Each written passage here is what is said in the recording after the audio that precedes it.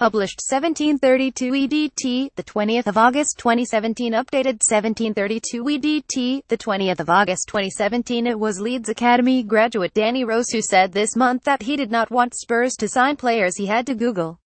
Try telling that to those at his former club, for they had to use the search engine to discover more about their new manager, let alone his obscure summer signings. Thomas Christiansen arrived at Elland Road in the middle of June. The press release confirming his appointment was complete with a detailed dossier of their ninth boss in 4 years. After all, beyond a Wikipedia page, very little was known of the Danish-born twice-capped Spain international who was once joint top scorer in the Bundesliga. Leeds boss Thomas Christiansen became the club's ninth manager in just 4 years, but when the 44-year-old left the Stadium of Light media room on Saturday night having just fielded a barrage of questions about the impending exit of star player Chris Wood, as well as 1 or 2 polite inquiries about his side's impressive 20 victory, the verdict was unanimous: this guy looks and sounds like the real deal. So, too, did his team, even minus the talismanic Wood, who will join Burnley this week in a club record transfer worth in excess of £15 million. The message from his soon-to-be former colleagues, however, is clear: we're not a one-man team. Stuart Dallas headed the game-clinching second after an inviting cross from Samuel Sayes, who scored the opener.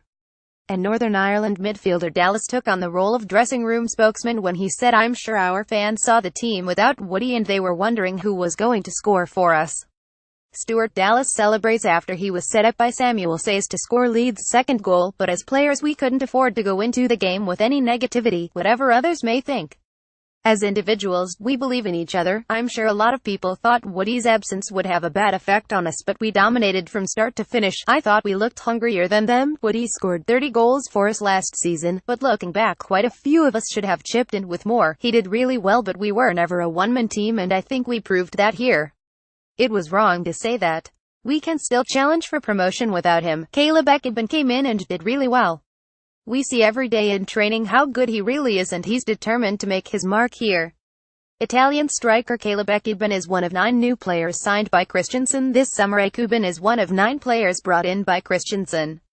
Given that he spent last season at FK Partizani Tirana in Albania, it is fair to presume a few internet browsers were fired up upon his arrival.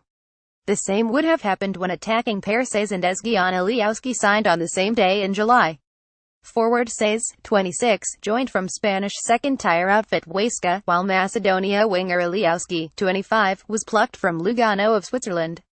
But on Saturday it was they who vied for man of the match honours and combined for the first goal, Aliausky feeding Sayes, who smashed into the bottom corner from a narrow angle.